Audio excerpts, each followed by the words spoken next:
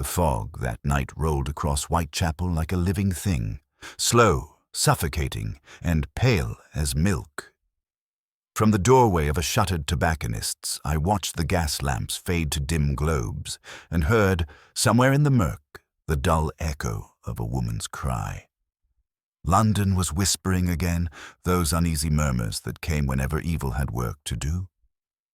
By the time I reached Baker Street, Holmes was already pacing, his eyes bright with that strange inner fire that signaled both excitement and danger.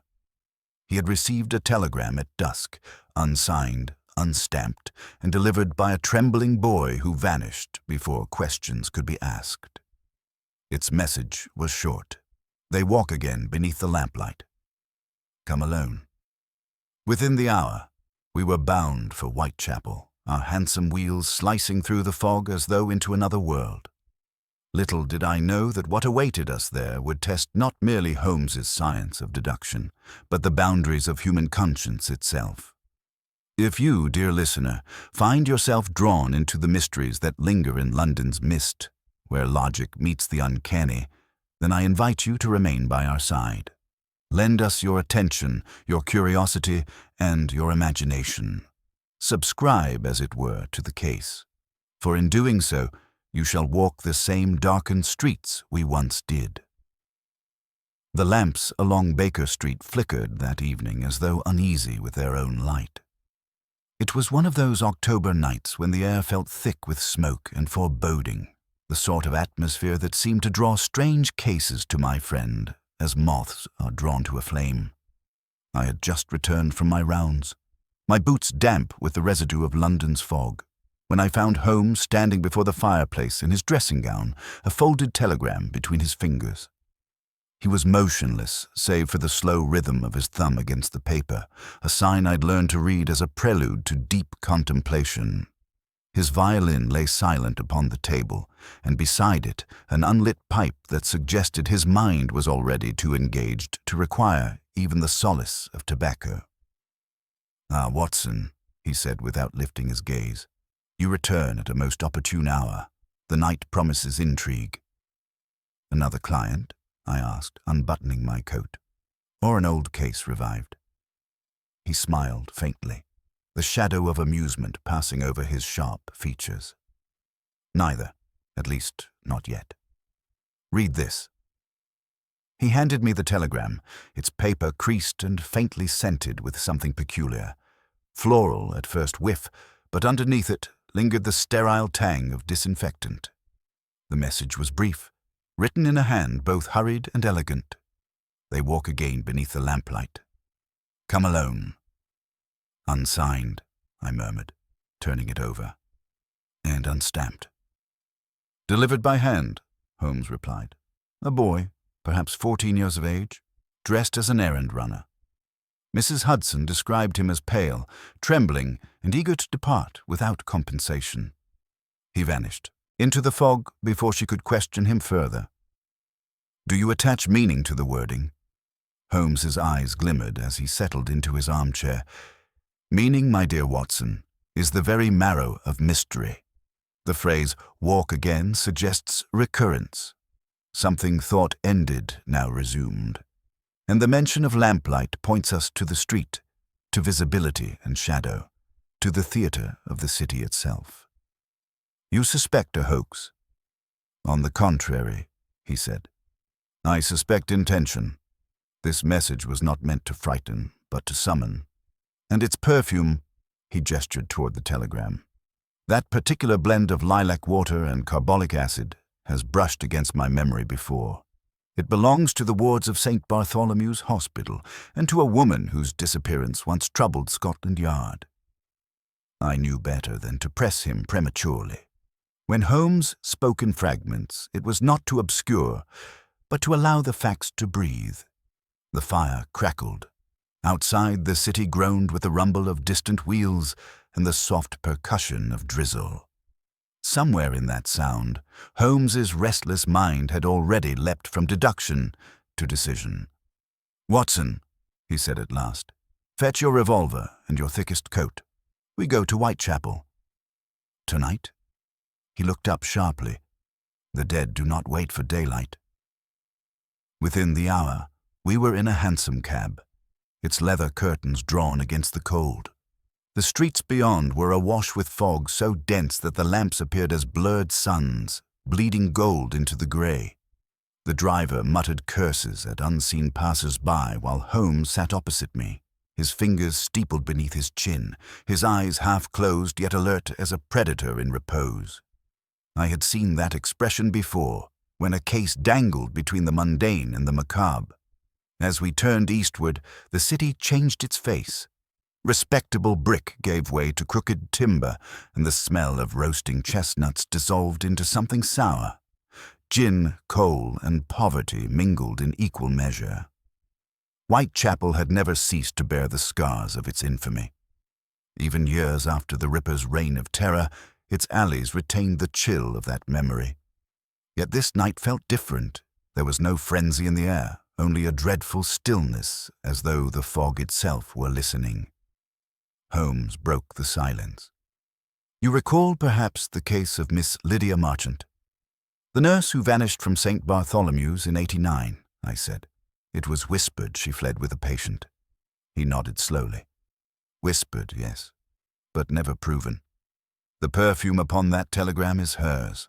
I remember it distinctly, the lilac water she favored even in the wards, a faint affectation of gentility amidst antiseptic despair.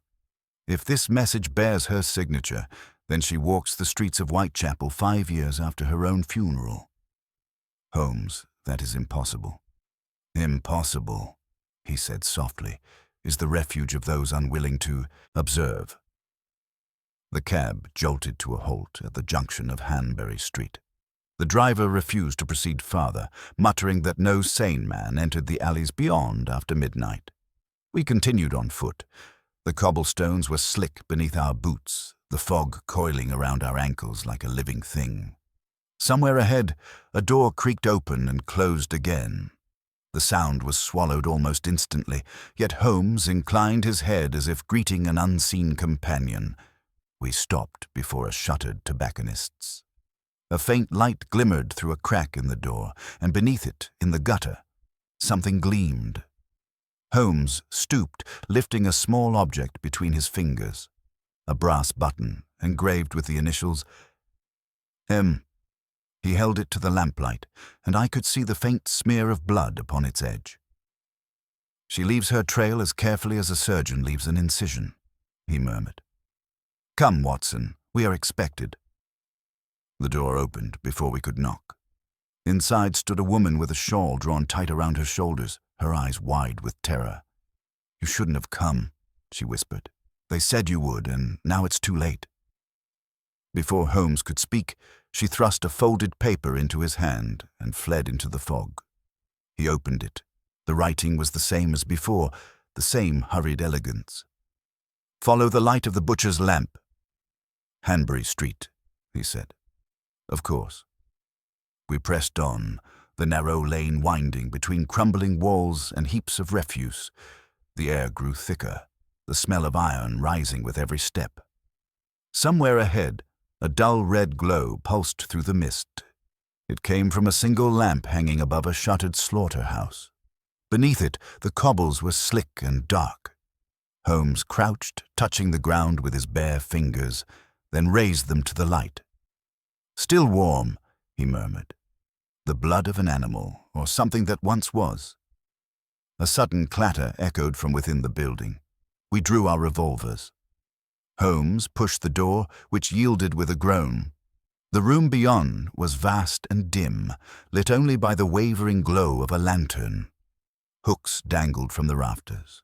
Slabs of meat hung in silent testimony to some recent trade. But it was the smell that struck me hardest. Not of slaughter alone, but of ether, disinfectant, and decay. On a table near the far wall lay a woman's glove, torn at the wrist. Holmes approached it with the reverence of a priest handling relics. "Lilac water," he said again, almost to himself, and yet fresher than memory. The lantern flickered, casting our shadows grotesquely upon the walls. Then a voice, faint and distant, drifted through the rafters. "Dr. Watson," it whispered. "Tell him they remember." I spun round, revolver raised, but the room was empty save for the hanging carcasses swaying gently in the draught. Holmes stood unmoved, his face unreadable. "Did you hear it?" I asked. "I heard the wind," he replied calmly, though his hand trembled ever so slightly as he replaced the glove upon the table. "And perhaps," he added, "the echo of a conscience long unburied." The fog pressed against the windows like an impatient spectator. Somewhere outside, a bell tolled the hour, muffled and mournful. Holmes turned toward me, his eyes gleaming with cold fire. "Our case, Watson, has begun." The fog lay so close to the ground that it seemed to creep along with us, gathering in hems and breathing at our ankles like some patient animal. Holmes moved at a measured pace, his head slightly bent, the brim of his hat beaded with moisture, his eyes fixed upon the cobbles as though the street itself were a coded telegram. The shuttered slaughterhouse behind us had fallen back into silence, but that silence had a weight to it, as though all sound were under an obligation to keep its distance. I felt in that moment how far Baker Street was from Hanbury Street, how far the polite hush of a drawing-room was from the hush of fear. A constable's lantern showed briefly at the far end of the lane, bobbing and vanishing like a night swimmer's head upon black water. We passed a pawnbroker's window where the last exhausted light gathered upon tarnished spoons, a single locket, a man's dented watch. The glimmer made them pitiable. London at night is a city of reliquaries. Each little glow preserves some fragment of the day that has died. "Attend," Holmes murmured, extending his cane. On the stones, half hidden by soot and the fine black dust that settles from Whitechapel's chimneys, lay a slender crescent of wax, no wider than my thumbnail. He touched its edge. It marked the tip of his cane with greasy brightness. "A candle," he said, "snuffed with the fingers of one in haste. You note the indentation along its curve. A ribbon once bound it to a lantern of the sort carried by midwives and women returning late from service." He lifted his gaze toward the alley's mouth. "She was not alone when it went out. See how the drops scatter.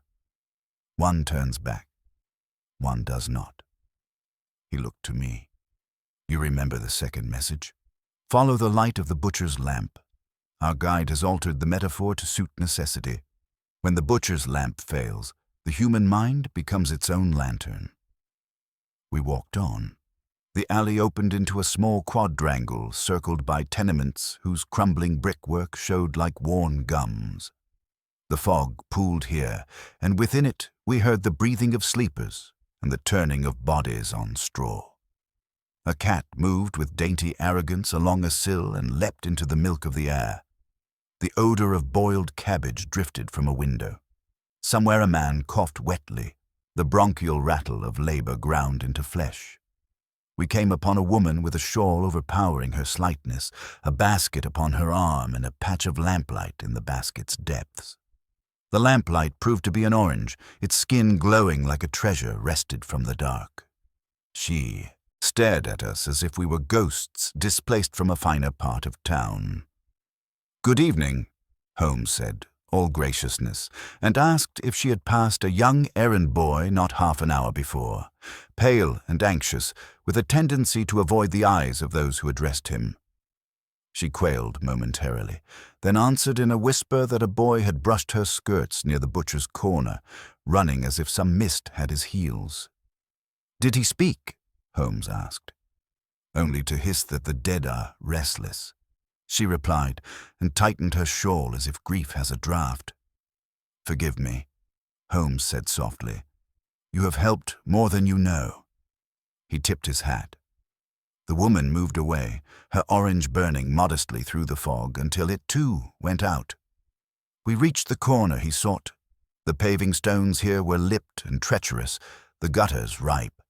The butcher's lamp swung idly, though no shop remained open to justify it. The flame within bit at the glass and wheezed. A smear of tallow traced the jamb, and beneath the sill a ribbon of brownish red had dried to the colour of old mahogany. Holmes knelt and held his lens, the chain flashing a cold spark. "Pig's blood," he said, "but older than the breath upon it suggests. It has been manipulated." He moved a gloved finger along the lower edge of the sill and showed me a tiny arc absent from the accumulated grime, the sort of gap that might be made by a small hook. Someone suspended a parcel here and wished to create the impression it had bled. Or someone returned to rehearse an earlier impression. Artifice, Watson, is a secondary odour that clings to true crime like theatrical grease to the face of an actor.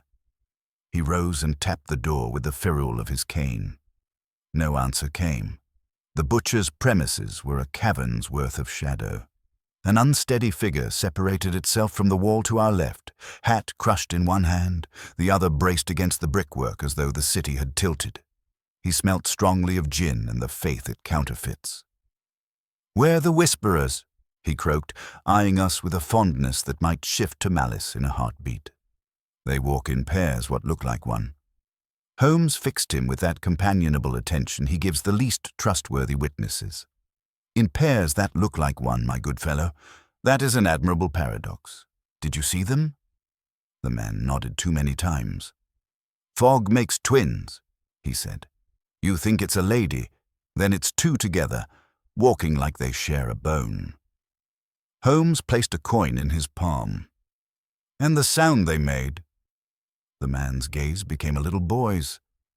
"A hum," he whispered, almost ashamed. "Like a nurse humming to a babe. Only there weren't no babe." He lurched away, rediscovering the wall. Holmes's face grew still. "Nursing," he murmured. "The scent upon the telegram, the hospitals, and the hum of a lullaby is a signal equal to a flare when one needs to be found, by the right ears." He tilted his head, listening. The air seemed to sift itself. From a high window, curtains barely visible, came a thread of sound so fine I doubted it at first, a woman's voice, not singing exactly, but shaping a note she allowed to waver or die according to some scheme. Holmes grew intent. "Intervals," he said under his breath. "Not melody, a pattern mournfully precise." He touched my sleeve. "We shall call upon the landlady." The boarding-house wore its former nicety like clothing it had outgrown. Whitewash gone to tar, lintels softened by damp, the door-knocker polished by hands that now employed themselves elsewhere. Holmes's knock had its usual authority, and a woman's face soon presented itself, caged by the inch of chain such houses used to keep fortune at bay. She recognized at once the man who stood upon her step. London in any class learns to know him. "Mr. Holmes," she said, as one might say a prayer. "We disturb you late," Holmes answered, "but only to end a disturbance greater than our own." She considered this and loosed the chain. Her parlour had been attractive once. Now it was neat and a little threadbare, with an odour of the stove that speaks of diligent economies. The landlady, Mrs. Price, as she introduced herself, kept glancing at the staircase that rose darkly from the back hall and pressing her palm down upon her apron as if smoothing a receipt. She admitted, after minimal resistance, that a lady had recently taken the upper front room and seldom left it by day. She paid punctually, spoke civilly, and wore a perfume that described itself more strongly after she had gone than while she stood before you. "Lilac water," Holmes said with a gentleness that made it not a question. Mrs. Price's eyes fluttered. "I did not wish to remark on it," she answered. "I thought, perhaps, a memory kept in a bottle." Holmes asked to see the room. Mrs. Price hesitated. It is the duty of such women to hold the line between respectability and whatever waits beyond it, but she was a Londoner first. Curiosity won. She fetched a key that seemed too large for itself, and led us up a staircase that complained about every foot, as if it knew too much of departures accomplished in the night. The landing window admitted no view, only our own ghostly shapes pressing upon its fogged glass. Mrs. Price turned the key and withdrew, leaving us before the threshold like men at the edge of a cliff.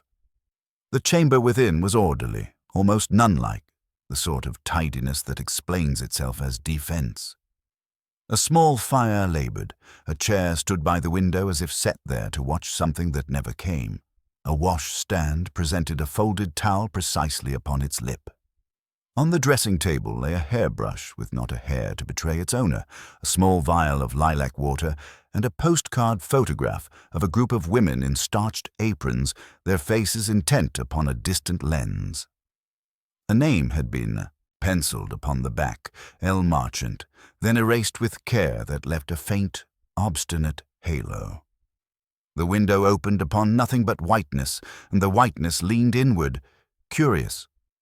Holmes moved through the air with that certain caution he reserves for rooms that have recently been stages for clever thoughts. He did not touch the vial. He bent and smelt the cold throat of glass. He examined the chair by the window, pressing his fingers upon its arms as if playing a chord. He knelt by the fender, drew from it a small ash with an odd metallic grit, and shone his lens. "A candle of the sort used for photographic plates," he murmured. A ghost brought her own light. I had crossed to the washstand and found its ceramic bowl cool, with no ring to mark recent ablution. The towel's fold had a millimeter's inexactitude on the right. The mirror above showed my face less clearly than mirrors usually do, as if the glass had been breathed upon from within. "Holmes," I said, and gestured helplessly, for the room bore a feeling I could not yet describe, a sensation of someone having just left with the intention to return by a different door. He came beside me and regarded the mirror, then the window. "She sat there," he said of the chair, "to use the fog as backdrop. The hum we heard below completes the procedure.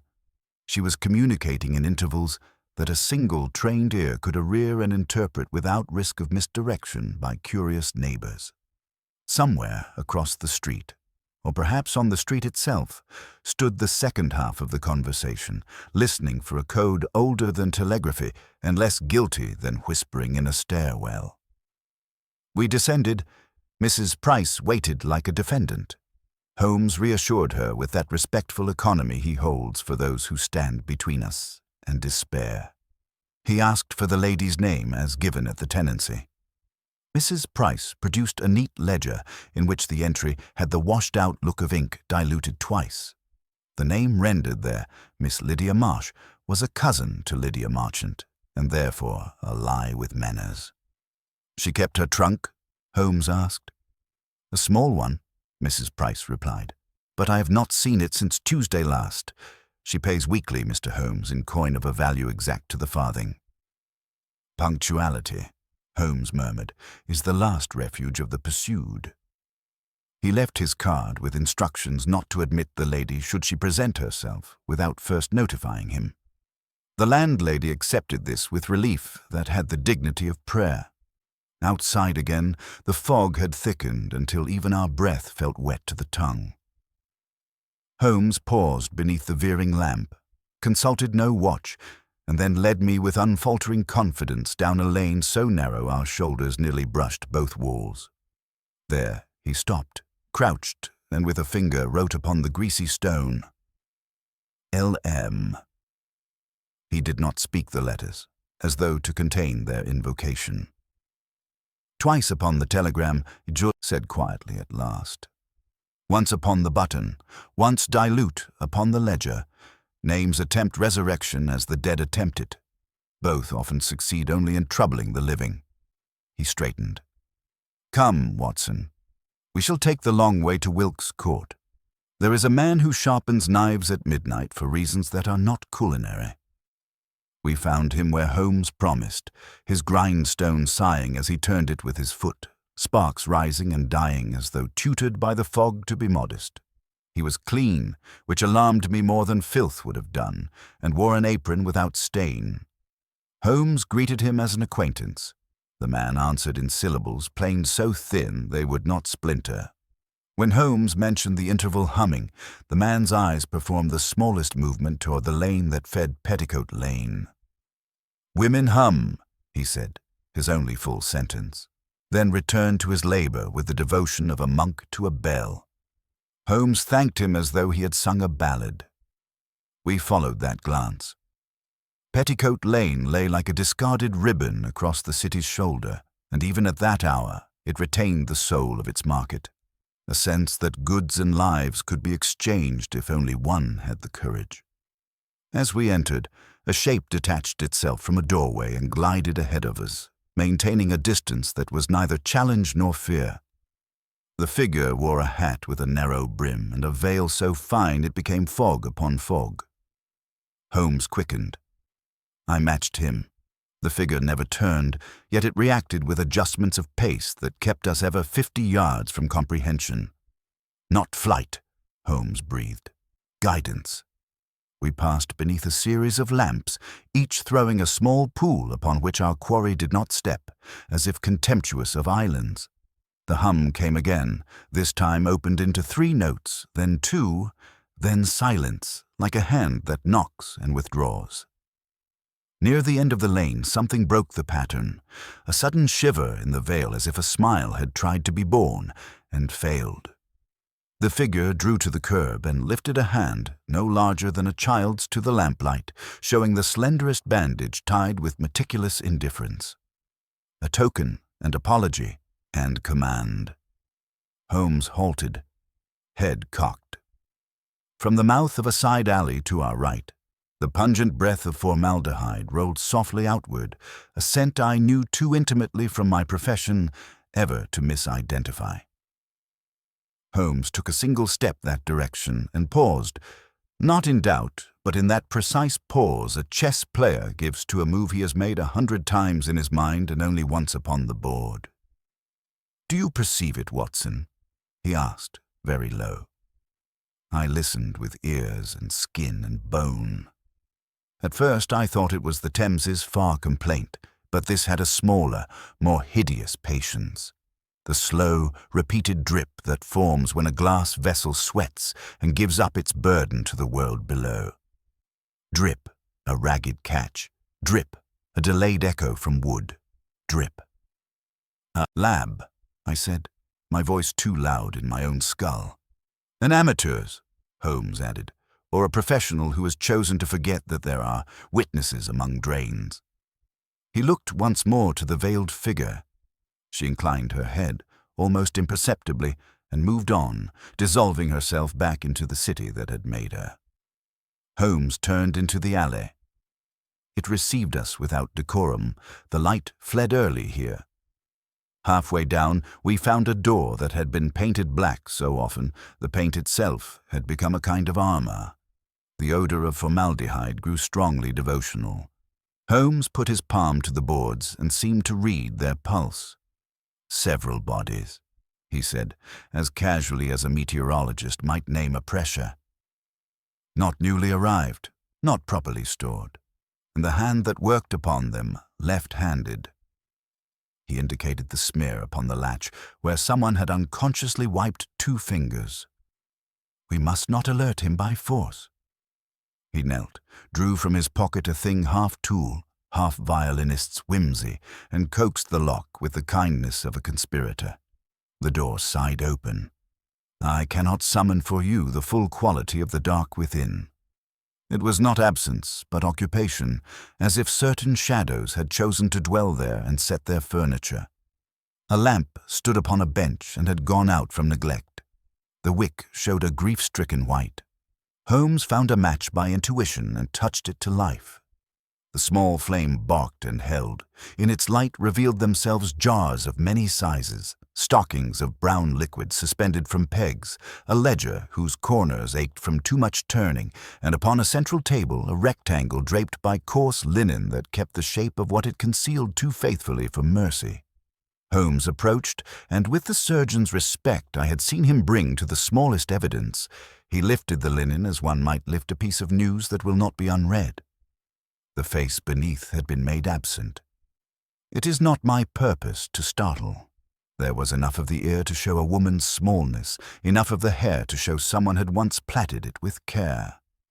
The throat bore a single incision, so even a student could have admired it, had there been virtue in such admiration.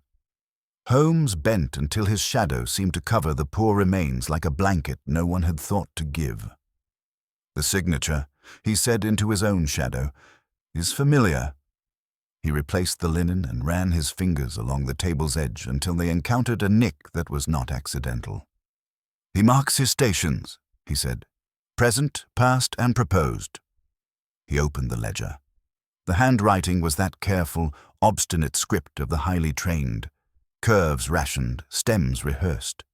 There, halfway down the page, an entry. LM, admitted, dismissed, returned. The dates stepped like soldiers. The last line was written not upon the line prepared for it, but fractionally above, as though even the hand that formed it had flinched. Holmes closed the book and looked at me with the calm I have learned to fear. "We will find him, Watson," he said. "But before we do, he will invite us closer. Men who garden the dead are charmed by conversation." He extinguished the lamp with a steady breath, and the room resumed its former custody of the dark. We stood a moment longer, hearing the drip resume its poor music, and then stepped back into the alley where the fog received us with that shapeless gentility London grants her insomniacs and her criminals. At the alley's mouth we paused, as one pauses upon a shore. The lane was empty as a face freshly washed. The veiled figure had gone. Only the butcher's lamp swung somewhere behind us, marking time that no clock would own. Holmes lifted his head, as though listening to a conversation held upon rails far away. "He is moving," he said. "Not quickly. The left-handed do not hurry in crowds. Their elbows give them away." He set off toward the labyrinth of Wilkes Street and Thrall Street and those other arteries known chiefly to men who must keep the city alive by removing quietly what it kills. I followed, revolver heavy and absurd at my side. We had gone no more than 20 paces when a shape detached itself from a doorway not 3 yards ahead and spilled soundlessly onto the stones. It was a boy, perhaps 14 years of age, his errand-runner's cap lying a little distance from his head as if he had been politely asked to remove it. His face was turned from us. His breath came in the short, bewildered gulps of one waked suddenly from a kind dream into a wicked room. Holmes was at his side in a heartbeat and had his wrist between finger and thumb. The pulse answered, thin, fleet, alive. Upon the boy's palm lay a smear of something that glittered faintly, not blood, but a varnish I could not immediately name. Holmes, sniffing it, gave the smallest nod, as if the city had whispered that it would not be entirely unhelpful after all. Dawn in Whitechapel is not a rising but a thinning, the slow surrender of fog to the day's indifferent light. The mist receded in tatters as though London were ashamed to show her face after such a night. Holmes and I had taken refuge in a small coffee stall beneath a railway arch, its iron ribs glistening with moisture, the steam from our cups mingling with the last pale breath of the lamps.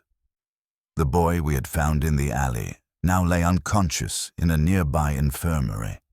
Holmes had seen him carried there with the same care he might give to a rare and damaged specimen. The varnish upon the child's hand still troubled him. "Not paint," he had murmured during our walk. "Not sap nor resin. Something older, preservative perhaps, a tradesman's relic from an anatomy school." Now, as we sat upon the damp bench, he stirred his coffee without tasting it. His mind was clearly miles beyond that arch. "Watson," he said abruptly, "how much do you know of the human pupil's reaction to terror?" I blinked, caught off guard. "Only what any physician observes. The dilation, the pulse that follows." "Indeed. The dilation. It is the eye's confession that the soul cannot disguise." I examined the boy's eyes before he lost consciousness. One dilated, one not. Asymmetry. Do you perceive what that implies? "That he saw something dreadful," I answered, "and something close enough to touch him." Holmes smiled faintly. "Precisely so. One horror near, one distant. The distant one still waits for us." He rose, paid the vendor without looking, and stepped into the morning with that brisk certainty that always seemed to borrow purpose from the city itself. I followed, shivering, though whether from chill or apprehension I could not tell. Our route wound through streets awakening to commerce, costermongers shouting their wares, carts creaking, the metallic call of milkmen striking against the day. Yet beneath the noise, I felt a quieter rhythm, as though London possessed a second heartbeat, one that throbbed only for those who listened as Holmes did. Every window seemed to watch us, every lamplight seemed reluctant to fade. We reached Wilkes Court just as the church clock struck 8. A constable stood at the entrance, stamping his boots, his moustache white with frost. He recognized Holmes at once and straightened like a man before inspection. "Morning, sir. You'll not find a pleasant sight beyond, I fear." "What sort of sight?" Holmes asked. "The kind that brings the papers sniffing," the man replied grimly. "Woman found at her window, stiff as marble. Not a mark on her, but her face. Well, it's not one to show a child." Holmes's eyes narrowed. "She is dead, then?" "Cold as charity." We followed him through the narrow entryway into a courtyard hemmed by lodging houses whose windows sagged like tired eyes. At the upper floor of one building a crowd had gathered, neighbors murmuring prayers or gossip, depending on their temperament.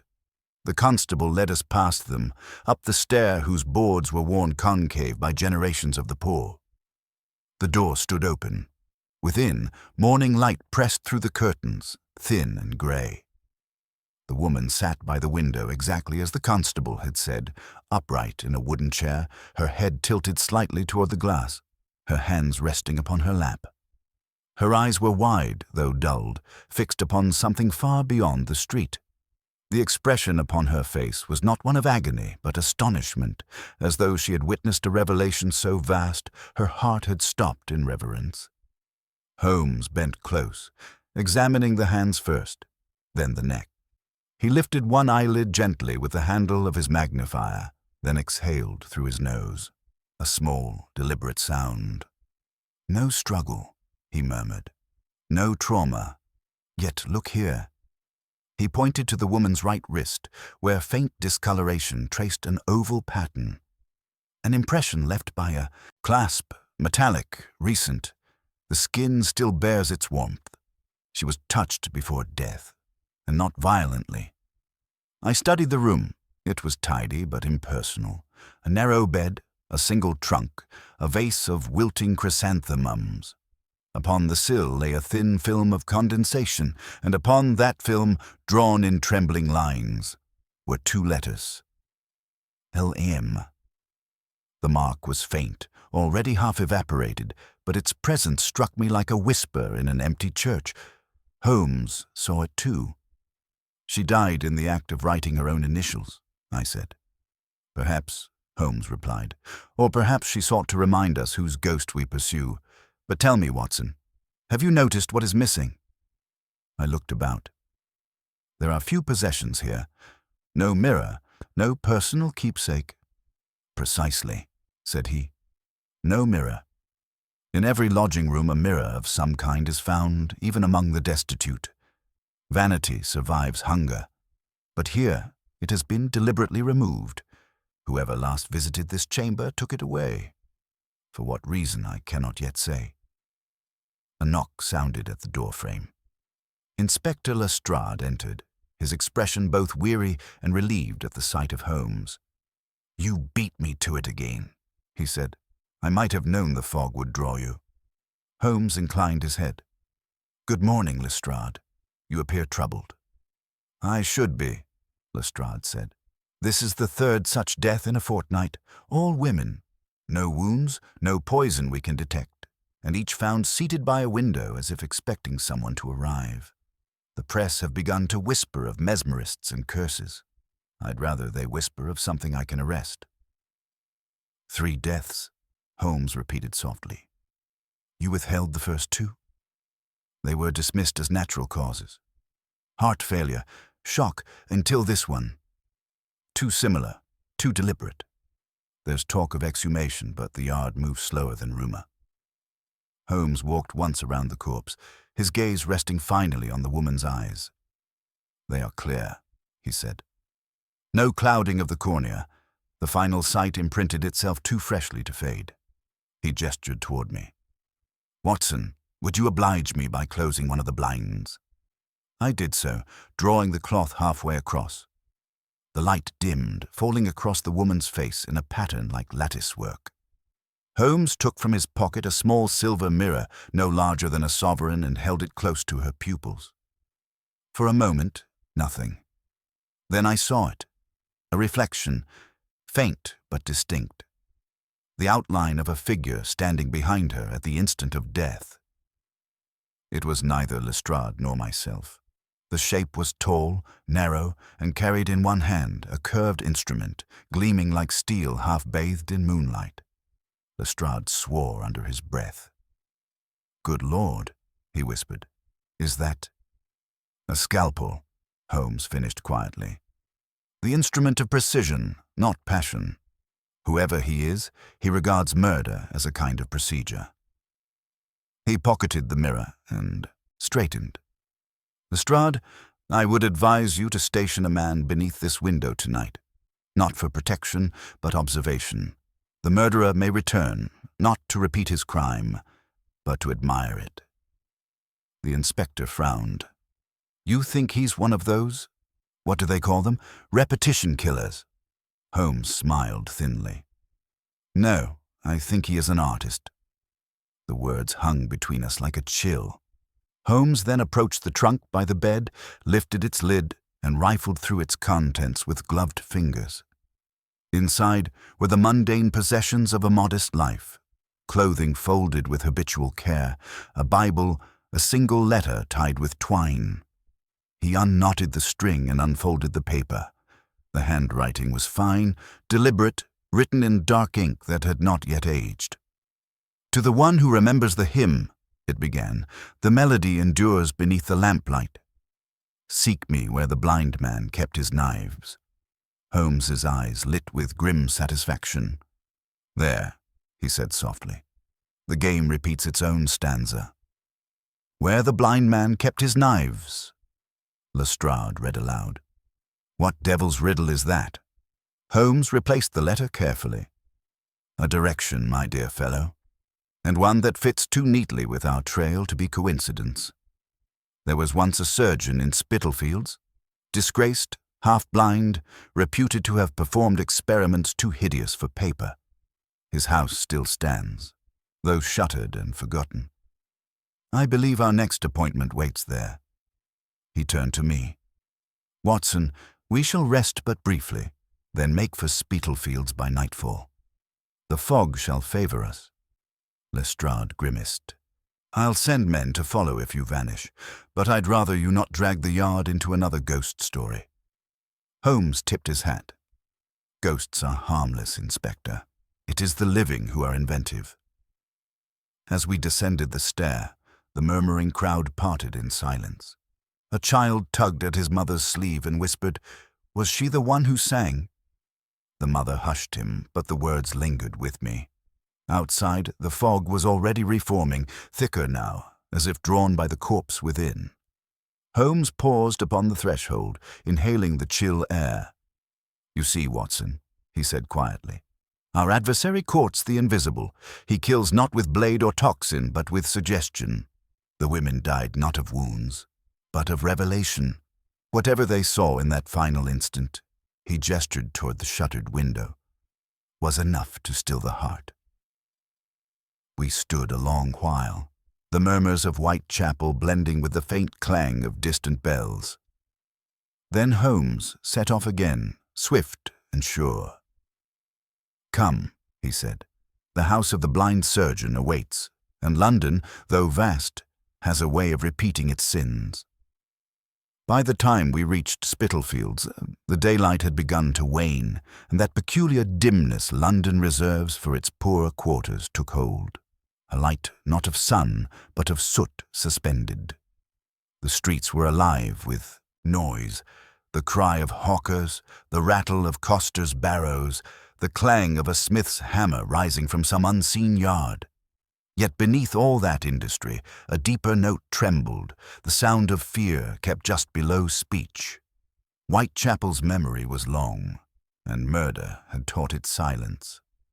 Holmes walked with that unerring swiftness which made strangers part before him as though moved by invisible hands. "We are close, Watson," he said. "The house of the blind surgeon lies but 3 turns from here. If my reasoning holds, he will not be alone." I'd heard the legend of that surgeon, of course. Every hospital man in London had. His name, Dr. Silas Harrow, had once been synonymous with promise until rumors of experiments upon the destitute turned him into an exile. He vanished a decade ago, leaving behind a trail of missing patients and unanswered questions. Now his name returned like a bloodstain rising through old cloth. We turned into Hanbury Street. The air thickened with the smell of tallow and iron, the butcheries still open despite the hour. Hooks gleamed, their burdens dripping faintly into the gutters, and beneath their crimson rain stood men with aprons soiled like soldiers' flags. Yet even here, commerce paused as Holmes passed. He seemed to draw the attention of the street's conscience. At the far end, a constable waved us down, his expression grim. "You'll wish to see this, sir," he said, addressing Holmes by instinct. "Another woman, I fear." He led us behind one of the slaughter-houses, through a narrow gate half concealed by refuse. The yard beyond was small, bounded by brick on 3 sides and lit by a single lantern swaying from a nail. Beneath it lay a body, wrapped in sacking. The constable lifted the cloth. The sight was dreadful, though not for its gore alone. The victim's body had been treated with almost surgical precision, the throat neatly incised, the skin drawn back in 2 symmetrical lines as though the killer had sought to examine, not destroy. There was no frenzy, no haste. It was the work of intellect divorced from mercy. Holmes crouched beside the corpse, his gaze traveling as carefully as a scalpel blade. "Note the incision," he murmured. Left-handed again, and the cut made not with a butcher's knife, but with a surgeon's. The instrument was honed for fine work, dissection, not slaughter. The hand that made it trembled only at the end. Lestrade, who had followed close behind, exhaled sharply. "You think it's the same man, the one who took Miss Marchant?" Holmes touched the edge of the wound. "It is the same mind, perhaps even the same purpose. You see, Lestrade, he takes nothing, no jewels, no hair, no token. He leaves the body as evidence, not spoil. This is not murder as appetite, but as demonstration." A silence fell. Only the butcher's lantern swayed, its light flickering across Holmes's face, lending it a strange pallor. He leaned closer to the body, then pointed toward a faint smudge upon the brickwork. A mark shaped like an open palm. Here is where he steadied himself. "Look closely. The fingertips are stained with something dark, but not blood. Ink. Printer's ink, thickened with lamp black." "Then he's a writer," Lestrade ventured. "Or a man who prints what others are afraid to read," Holmes said softly. "Whitechapel breeds many professions under one roof. A surgeon fallen from grace may find employment among pamphleteers, dissecting words instead of bodies. Yet the hands remember their first craft." He rose and examined the ground. There, pressed into the mud, lay the faint impression of a heel bearing a curious crescent pattern. Holmes smiled without humor. "Same boot as before, the left sole patched with rubber from a chemist's flask. Our friend does not purchase footwear. He repairs it with what he has at hand." The constable crossed himself. "Begging your pardon, sir, but this is devil's work." Holmes's tone was gentle.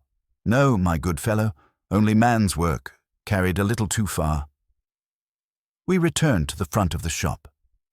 The butcher himself, a thick-set man with arms like pillars, watched us from behind the counter. His apron was crimson and stiff, his expression unreadable. "You'll not find the killer here," he said before Holmes could speak. "I've kept my knives where the yard can see 'em." Holmes gave a polite bow. I do not doubt your honesty, but perhaps you've seen someone wandering after hours. Someone who does not buy but watches." The man hesitated. "There's one. Comes by of an evening when we're washing down the boards. Thin sort, eyes pale, like water with no sky in it. Always stands just outside the lamplight." "Did he ever speak?" "Once," the butcher said slowly. "Asked if I'd ever seen blood that looked alive after the body's gone cold. I told him no decent man asks such a thing, and he laughed like it was a kindness." Holmes's gaze sharpened. "And his sight?" The butcher frowned. "His sight?" He squinted some, kept his head turned to one side as if the world were too bright on one eye. Holmes exchanged a look with me. "The blind surgeon," he murmured, "or one who has inherited his vision." We left the shop in silence.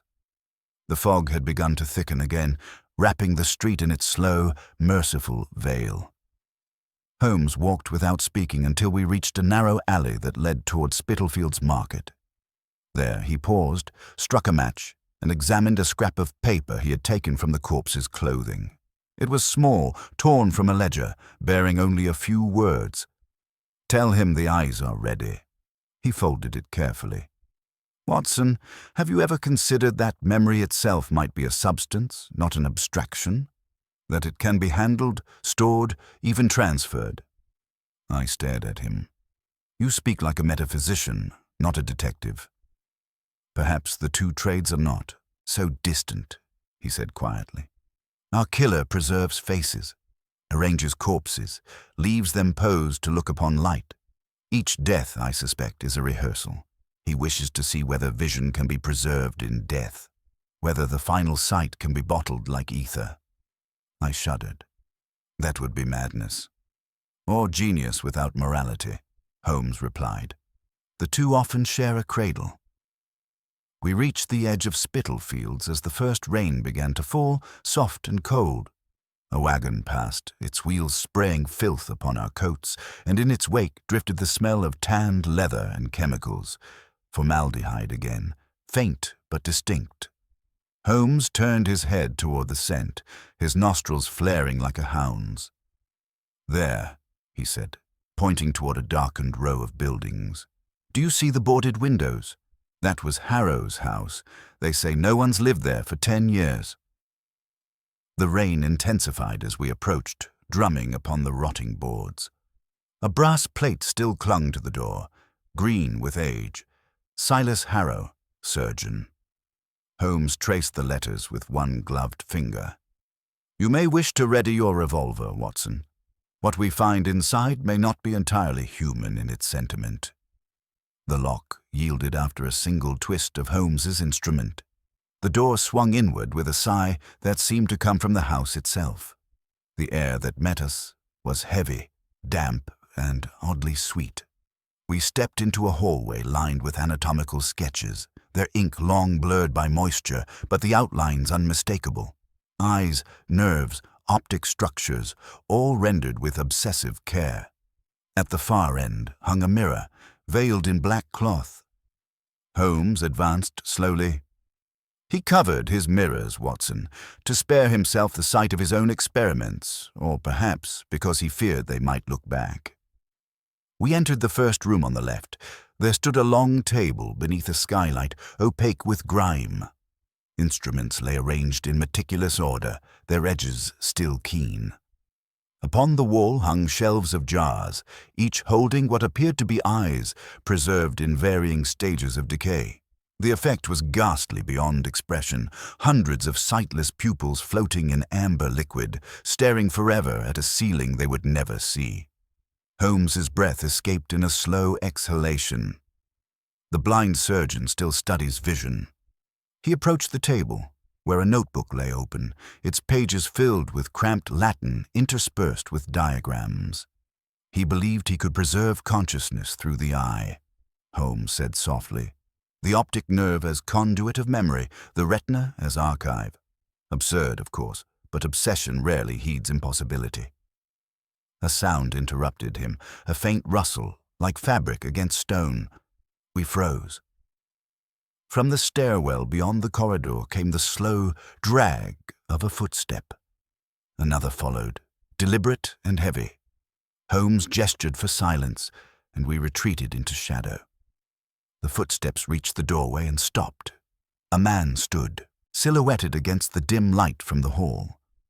He was tall, stooped, his face obscured by a bandage wrapped across the eyes. In his left hand, he carried a scalpel that caught the lantern's glow like a whisper of lightning. Holmes stepped forward. "Dr. Harrow, I presume," he said calmly. The bandaged head turned slightly, and a voice emerged, dry, composed, the voice of a man lecturing to an unseen class. "You are too late, Mr. Holmes. The experiment succeeds. They see through me now." "Through you?" Holmes asked. The man lifted his free hand, revealing the faint shimmer of glass embedded in the skin, as though small lenses had been pressed beneath the flesh. "Their eyes, remember. I merely carry them." Before I could move, the scalpel flashed, not toward us, but toward the shelves.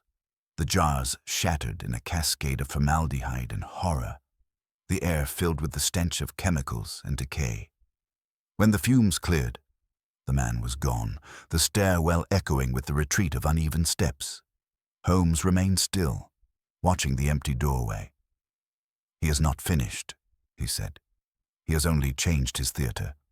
Whitechapel is his anatomy, and London his patient." He turned to me then, his expression grave. "Watson, from this point onward, we hunt not a murderer, but a man who seeks to dissect the soul." The rain fell with a strange regularity that night, as if London itself were ticking toward some dreadful appointment. We had pursued Harrow through the alleys of Spitalfields until even Holmes admitted the trail was lost. The man had vanished into the very fabric of the fog, leaving behind only the echo of his words. They see through me now. I cannot say whether I pitied or feared him more. For in that phrase lay the confession not merely of madness, but of vision, a mind convinced that it had torn a hole through death itself. Holmes and I returned to Baker Street at dawn. The fire there had long since burned to ash, yet the smell of smoke clung faintly to the air, as though our rooms themselves remembered what warmth once meant. Mrs. Hudson greeted us with anxious eyes and a note left by Inspector Lestrade. Holmes opened it with habitual precision, scanning the brief lines without visible reaction. When he handed it to me, I read, "Another body found, Mile End. Same signature. Photographs enclosed." The envelope contained 3 small cartes de visite, the kind taken by itinerant photographers who haunt the streets with their black boxes and cloth shrouds. Each bore the same grim composition, a woman seated by a window, her gaze directed just beyond the frame, her expression neither fear nor peace, but some dreadful intersection of the two. The third bore a faint watermark along the lower edge. Cribb and Sons, Mile End Road. Holmes laid them side by side upon the table, studying them as a painter studies light. "Observe the difference in posture," he said. "Each woman sits upright, yet their heads incline, at precisely the same angle, 20 degrees to the left. The alignment of the eyes, however, varies. The first looks slightly upward, the second downward, but the third looks directly at the lens. That, Watson, is not the photographer's doing, it is invitation. You believe Harrow took these?" Holmes nodded slowly. "Or someone under his tutelage. The watermark is merely convenience. Cribb's studio serves as cover for a darker trade. I shall have words with Mr. Cribb before the day is done." He fell silent, tapping the edge of one photograph with his forefinger. "Do you recall," he asked, "the peculiar varnish upon the errand boy's hand?" "I do. It is collodion, the very substance used to fix photographic plates. Harrow's work and his madness converge in one medium. He seeks to capture the moment of death upon glass, to hold the final sight within the emulsion. He imagines that by preserving the eye, he preserves its vision. The notion struck me with revulsion. Then the women are his subjects? Subjects, patients, victims. Call them what you will. Each death is both experiment and documentation. And somewhere, Watson, there exists a plate, a single photograph, that holds what Harrow sought above all else. Holmes stood abruptly, the photographs vanishing into his pocket. We go to Mile End. The morning had sharpened into a bleak grey when we reached Cribb & Sons. The establishment was a narrow shop wedged between a pawnbroker's and a cobbler's, its window crowded with portraits of clerks, families, and soldiers, smiling stiffly into eternity. A bell chimed as we entered.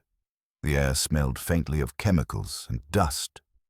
Behind the counter stood a man of middling years, his waistcoat stained with developer fluid, his smile professional but wary. Holmes inclined his head courteously. "Mr. Cribb, I presume. A word, if I may." "Appointments only, sir," the man replied, his eyes flicking nervously toward the curtained doorway that led to the studio. Holmes leaned slightly across the counter, his tone almost conversational. "A pity, for I had hoped to inquire about your recent commissions from a certain Dr. Harrow, though perhaps he signs his correspondence differently these days." The man's face drained of color. I don't know the name." "Then you shall know the product." Holmes drew from his pocket one of the photographs and placed it gently upon the counter. The effect was immediate. Cribb staggered back as if struck. "Good heavens!" he gasped. "He swore they were wax figures, models for a medical lecture. I had no notion they were real women." Holmes's gaze was cold. "You developed these yourself?" "I only prepared the plates," Cribb stammered. He brought them already exposed, said the light in Whitechapel suited his purpose. I thought it strange the way he handled them. Never let me see the negatives. He claimed they were too delicate for air." "Where are they now?" Holmes asked. Cribb pointed a trembling hand toward the curtained doorway. "In the cellar. But, sir, if what you say is true—" "Then you have already lent your hands to a murderer," Holmes finished curtly. "Lead the way." The photographer obeyed. We descended a narrow stair into the dimness below, where the sour stench of chemicals grew near intolerable. Racks of glass plates lined the walls, their surfaces faintly luminous in the lantern light. Holmes examined them one by one, holding each toward the glow. Faces emerged, dozens of them, women, men, even children, all frozen in expressions of quiet astonishment. At last, he stopped before a single plate wrapped in black cloth. "Here," he murmured. "This one is sealed." He peeled back the covering. The image that appeared was faint yet unmistakable. The face of Lydia Marchant, her eyes open, her features composed in serene recognition. But behind her, loomed another figure, blurred yet distinct, as though standing just outside the moment of exposure.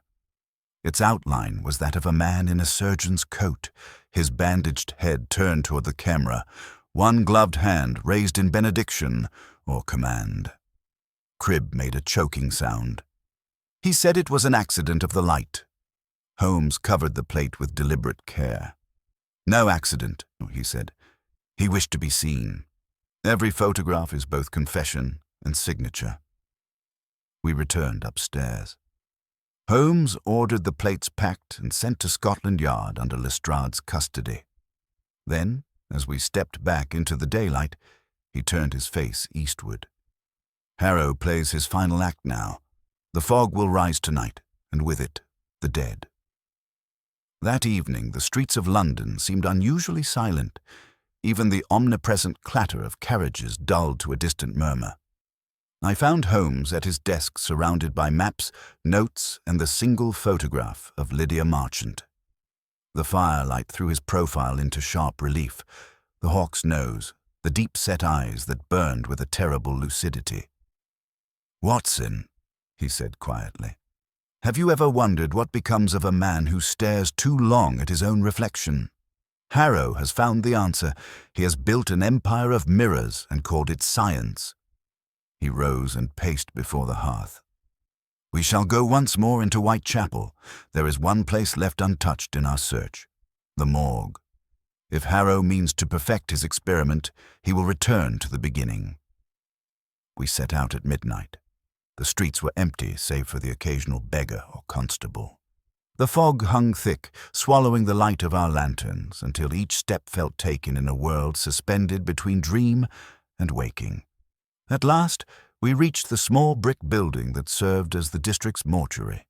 The keeper, an old man with rheumy eyes, greeted Holmes with recognition and fear. "Ah, Mr. Holmes, you're just in time," he whispered. "Someone's been here. Broke in not an hour past.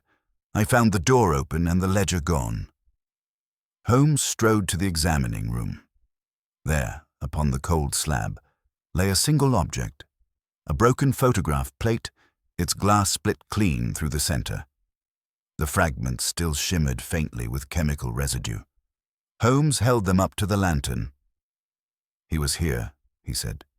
"He has taken what he needed. The final experiment is ready." He turned toward me, his eyes alight with something between triumph and dread. "Watson, tomorrow London will wake to whispers once more, of women who walk in fog and of eyes that see when they should not. But tonight we may yet intercept him. The house of the blind surgeon is not finished with us." He placed his hand upon my shoulder, and for the first time in all our years together, I felt the weight of fear behind his calm. "Whatever we witness, my dear friend, we must not look away." Outside, the fog rolled in thicker than ever, swallowing the lamps, the rooftops, the very moon. And somewhere beyond that shifting grey, a bandaged figure moved through London's arteries, carrying with him the eyes of the dead. By the time we returned to Spitalfields that night, the fog had swallowed the stars and muffled the city into a dreamlike hush. The pavements were slick, and the lamps glowed not so much with light as with exhaustion, their halos dim and jaundiced. Holmes moved ahead of me with that quick, lean grace I had come to recognize as a sure sign that his mind was working several paces ahead of his body. The streets had emptied early. Even the taverns had shuttered their laughter. It was as though London itself wished to look away from what it knew was coming. The house of the blind surgeon stood at the end of a narrow cul-de-sac, its windows boarded, its door scarred by years of weather and neglect. Yet despite its ruin, I could not shake the sense that the house was waiting. The fog seemed to pool about its foundations, swirling slowly, as though drawn toward some unseen pulse within. Holmes paused before the door, his gloved hand upon the latch. "Note, Watson," he said softly, "how the boards breathe with the fog. It exhales. Even the dead air of this place retains rhythm." He pressed his ear to the wood, listening. I heard nothing, but Holmes nodded once, satisfied. "He is here." The door gave way easily under his touch, swinging inward upon rusted hinges. The smell that met us was dreadful. Damp plaster, decaying fabric, and beneath it the sharp sweetness of chemical preservative. I lit my lantern. Its beam caught upon walls lined with dusty shelves, each crowded with jars in which floated the remnants of some forgotten anatomy. The liquid had turned to amber. The labels, long illegible, clung like old scabs. Holmes's gaze traveled the length of the hallway, settling upon a faint glow emanating from beneath a half-closed door at the far end. "He works still," he murmured. "Harrow was ever a man of late habits." We advanced quietly. Each step seemed to awaken the floorboards beneath us. The house groaned as though protesting our intrusion. When we reached the door, Holmes raised a hand for silence and leaned forward. From within came the rhythmic scrape of metal against stone, the unmistakable sound of a blade being sharpened. Then a voice, low and measured, spoke into the darkness. "You are punctual, Mr. Holmes. The living rarely are." Holmes pushed the door open. The room beyond was lit by a dozen candles set within bottles and jars. Their light wavered upon walls hung with anatomical drawings and the ghastly remains of half-completed experiments. In the center stood a table draped in linen, and beside it The figure of Dr. Silas Harrow.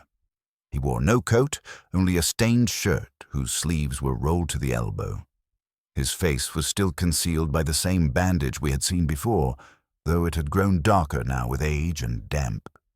In his left hand he held a scalpel that caught the candlelight like a sliver of winter sun. Holmes stepped forward. "You are difficult to find, Doctor. London has a way of forgetting its own monsters." Harrow turned his head slightly, his ruined eyes hidden beneath the cloth. "Monsters, Mr. Holmes, are merely men who have outlived their purpose. The city creates us, then discards us when it wishes to feel moral again." "Yet you persist," Holmes said quietly. "Even now." "I persist," Harrow replied, "because the work persists. What is death, Mr. Holmes, but a closed eyelid, and what is science but the art of opening it again?" He gestured toward the table. The cloth that covered it shifted faintly, as if stirred by breath. My stomach tightened. Holmes's hand, resting at his side, tensed. "You mean to show us another of your atrocities?" he asked. "Not atrocity," Harrow said softly. "Proof. You of all men should appreciate evidence." He grasped the cloth and drew it aside. Beneath it lay a woman, pale, motionless, but unmistakably recent in death. Her eyelids had been sewn open, the pupils fixed in that dreadful glassy stare of the newly dead. At her temples, small lenses of glass had been affixed with some transparent resin, connecting by thin wires to a device upon the table, a crude arrangement of coils, batteries, and glass plates. The apparatus hummed faintly. Holmes took a single step forward. "Good God," he breathed. "You mean to make the eye itself record its vision?" Harrow smiled beneath his bandages. "You see then, the retina holds the final image before death, the last impression of the world. I've only given it permanence." Holmes's voice, when it came, was steady but cold. "And what does she see, Doctor?" "Me," Harrow said simply. "She sees me as I was when her heart ceased. That moment is eternal. Each of my subjects bears my reflection. Through them I am immortal." There was something in the calm certainty of his tone that froze the blood. I felt my hand close instinctively around my revolver. Holmes, however, remained unarmed, his intelligence alone his weapon. "You have committed murder in the name of curiosity," he said. "You mistake cruelty for genius." "Cruelty?" Harrow's laugh was thin and almost childlike. "Cruelty is the refusal to see. I've looked deeper than any surgeon. I've found where memory hides." He moved toward his device and adjusted a dial. The glass plates within it began to glow faintly, forming upon their surface a blurred image. As it sharpened, I saw the unmistakable outline of a face. Holmes's face, reflected back from the dead woman's eyes. Holmes did not flinch. "You expect to trap me as you have trapped her." "Not trap," Harrow corrected gently. "Preserve. When you die, Mr. Holmes, your mind will fade, but your eyes will keep their truth, and truth, after all, is what you claim to serve." Holmes's tone turned sharp as a scalpel. "Truth, Doctor, does not require corpses to testify." Harrow tilted his head. "Then why does London listen only when the dead speak?" Before Holmes could reply, a noise interrupted us, the sudden crash of wood from the hallway. Lestrade and 2 constables burst through, revolvers drawn. For a moment, Harrow stood frozen in the candlelight, his shadow flaring monstrously across the wall. Then, with a speed that defied his frail frame, he seized a bottle from the table and hurled it at the candles. The room erupted in flame. The chemicals caught at once, flaring blue and green, filling the air with choking fumes. The constables fell back, coughing. Holmes caught my arm. "The window, Watson, quickly." We forced it open and stumbled out onto a narrow balcony overlooking the alley below. The fire roared behind us. Holmes turned in time to see Harrow disappear into the smoke, his bandaged face momentarily illuminated like a pale moon before vanishing into darkness. Lestrade shouted orders as the roof began to crack and groan. Together we climbed down the drain pipe, our hands blistered, our coats blackened by soot.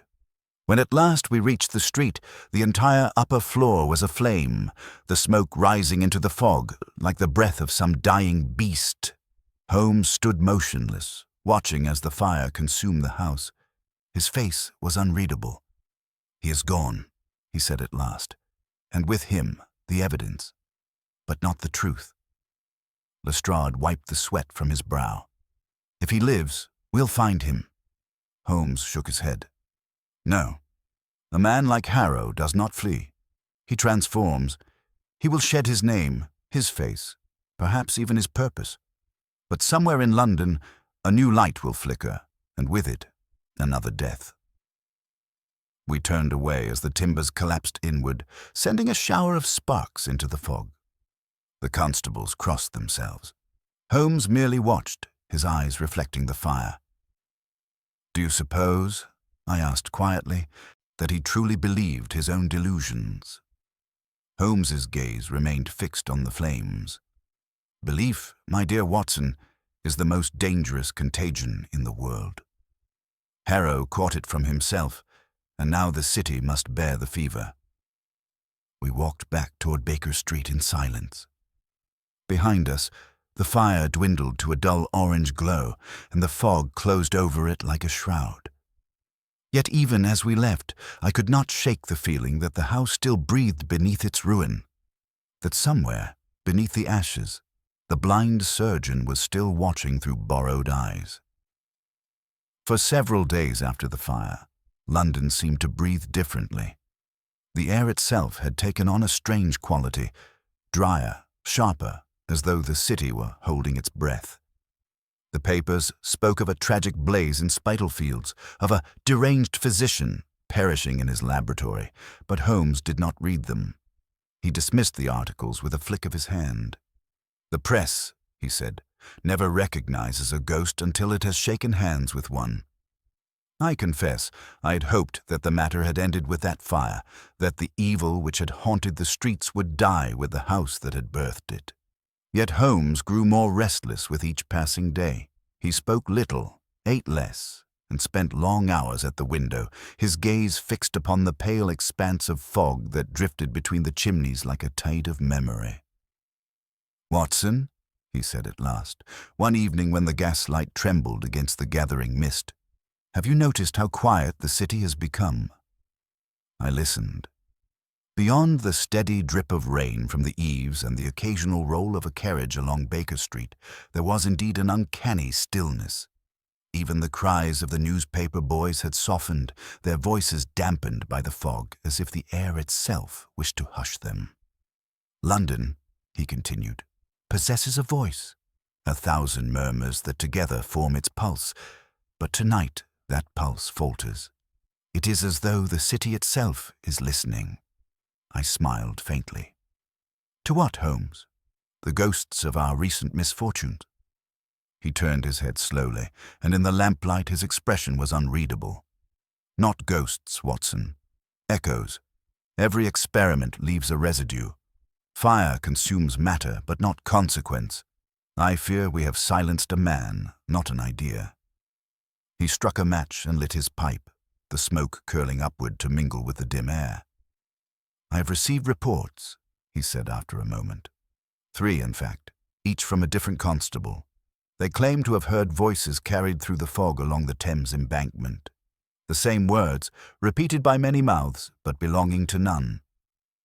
"We remember." "Superstitious nonsense," I muttered. "Londoners have long memories for horror."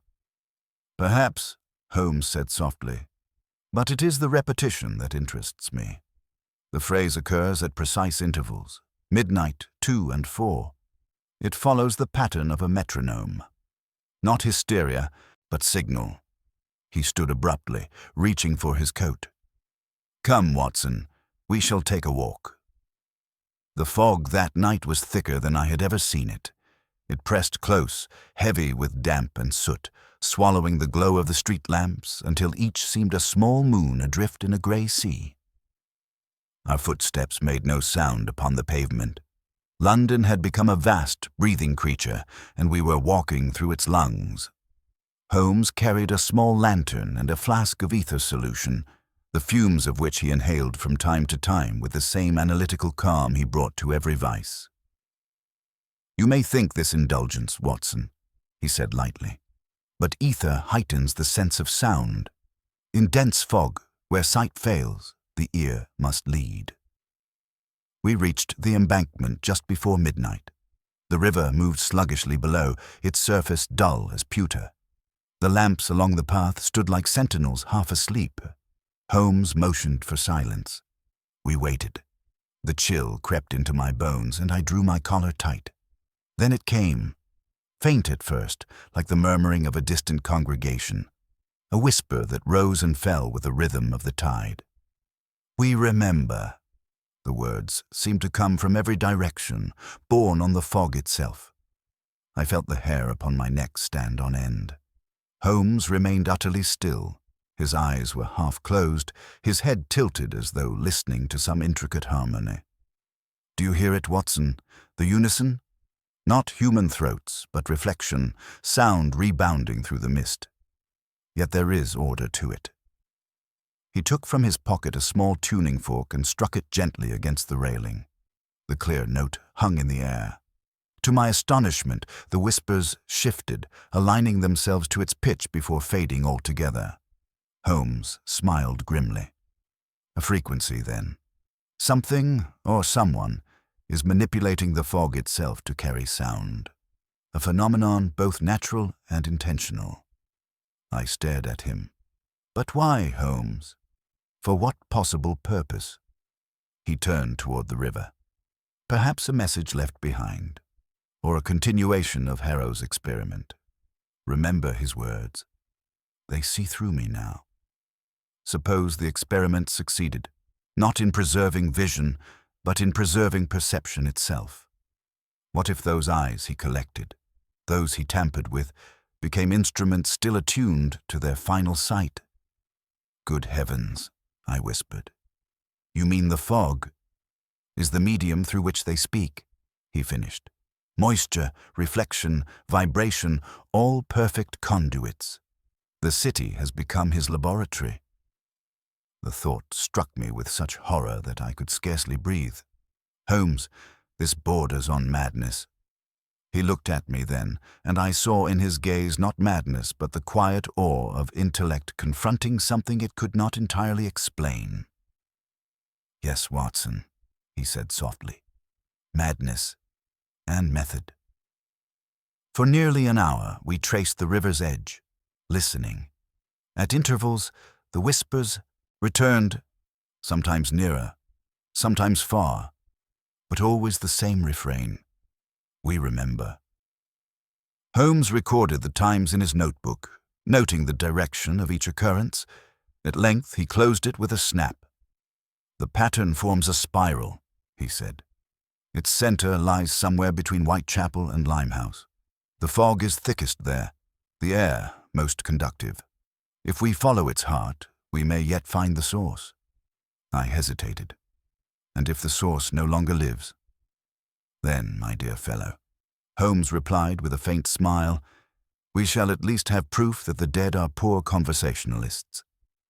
We left the embankment and turned eastward, the fog growing denser with every step. Somewhere in the distance a bell tolled the hour of 2, muffled and uncertain. As we passed beneath a railway arch, I fancied I saw movement in the mist ahead, a flicker of pale cloth, the glint of metal. Holmes stopped short. "You saw it too?" he asked. Before I could answer, a sound rose from the fog. A woman's hum, faint and familiar. It was the same tune we had once heard beneath the window of Lydia Marchant's room. The same haunting cadence. Holmes's face tightened. "He's here," he whispered, "or what remains of him." The humming grew louder, circling us, though no figure could be seen. The fog itself seemed to thicken, taking on the faintest shimmer of light, as if the air were laced with phosphorus. Then, slowly, shapes began to emerge. Faces, Countless faces, half-formed and shifting, their eyes wide and unblinking. They hovered in the mist like reflections upon water, and though no lips moved, the whisper came again. "We remember." I felt my courage falter. Holmes stood unmoving, his lantern held high, the light trembling upon his face. "Extraordinary," he murmured. "Harrow's legacy, an echo made flesh. The fog carries the image as it carries sound." The faces began to fade, dissolving into nothingness. The whisper died with them. When at last the fog settled back into its usual pallor, the street was empty once more. Holmes lowered his lantern. "It is not haunting, Watson," he said quietly. "It is memory, scattered through the air, waiting to be seen. Harrow has given London a conscience it cannot bear." We turned back toward Baker Street, the silence following us like a living thing.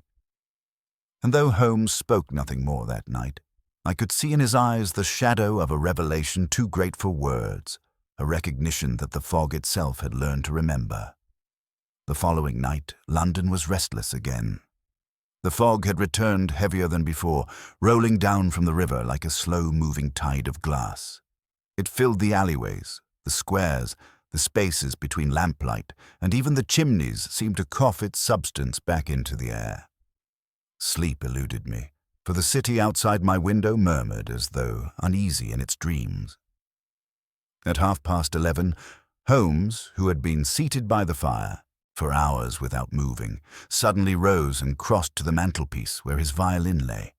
He plucked a single note, soft, tentative, and then another, and I realized he was testing sound against silence.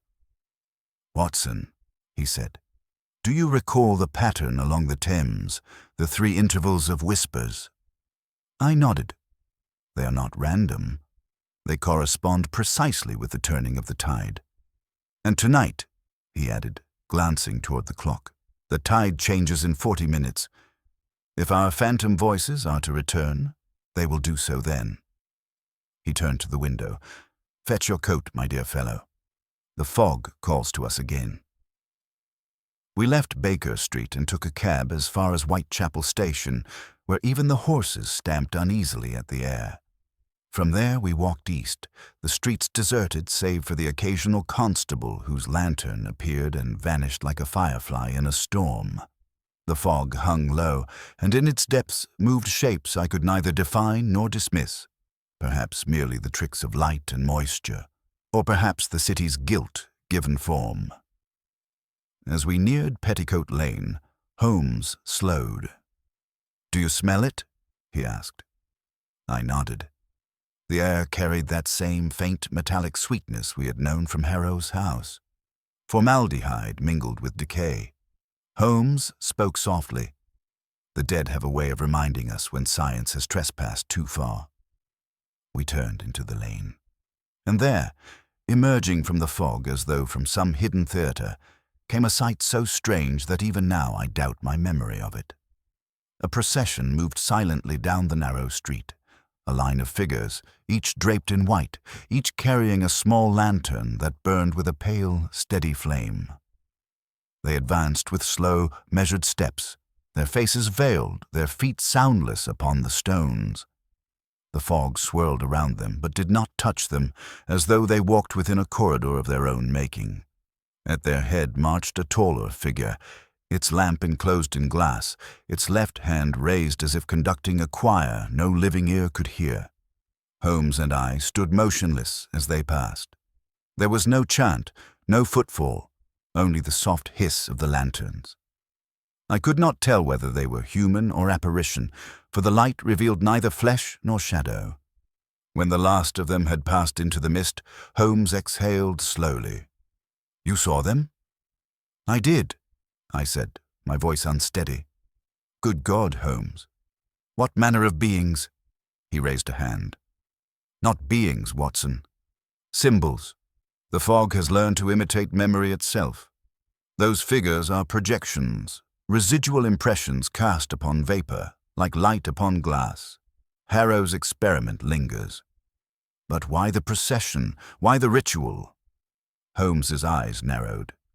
Because every man leaves a pattern, Harrow worshipped his own design, the precision of repetition. What you witnessed was his creed made visible. Before I could reply, Holmes moved forward, following the path the EEC procession had taken. The fog parted reluctantly, revealing a courtyard hemmed by decaying brick. At its center stood a single object, a glass jar upon a pedestal, the flame of the departing lanterns reflected within its surface. Inside the jar floated what appeared to be a human heart, preserved and still faintly pulsing, as though animated by some unseen mechanism. Holmes bent over it, his face grave. "A token," he murmured. "He leaves us proof that the experiment continues. The heart beats because it remembers." I stared at it in disbelief.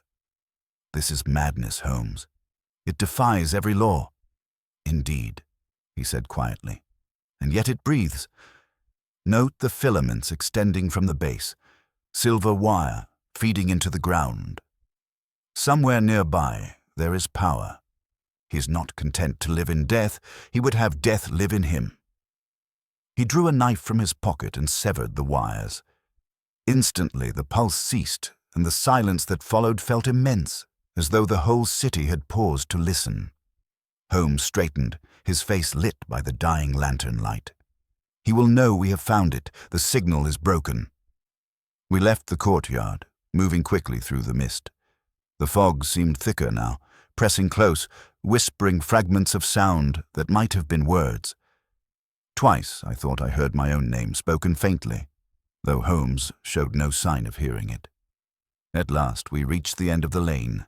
Behind us, the faint glow of the procession flickered once more, those ghostly forms reappearing at the far end of the street, but this time their lamps burned blue instead of gold. Holmes stopped and turned to me. "He is responding, Watson. The message travels both ways. We have interrupted his circuit, and now he answers." The figures advanced again, but as they drew near, the veils dissolved into the fog, revealing faces I knew. Lydia Marchant among them, and the others whose photographs we had seen. Their eyes glowed faintly, reflecting the lanterns they carried. None spoke, yet from all came the same collective murmur. "We remember." Holmes's hand gripped my shoulder. "Do not move," he whispered. "They are images only, fragments suspended in air. Fear gives them form." But I could not shake the conviction that they looked directly at us, their unblinking eyes fixed not upon Holmes, but upon me. I felt the weight of their gaze like the pressure of deep water. Then, as suddenly as they had appeared, the figures began to dissolve, their outlines scattering into the mist. The lanterns dimmed one by one until only a single light remained. The leader's. It flickered, faltered, and then went out. The fog closed over it, leaving us in utter darkness.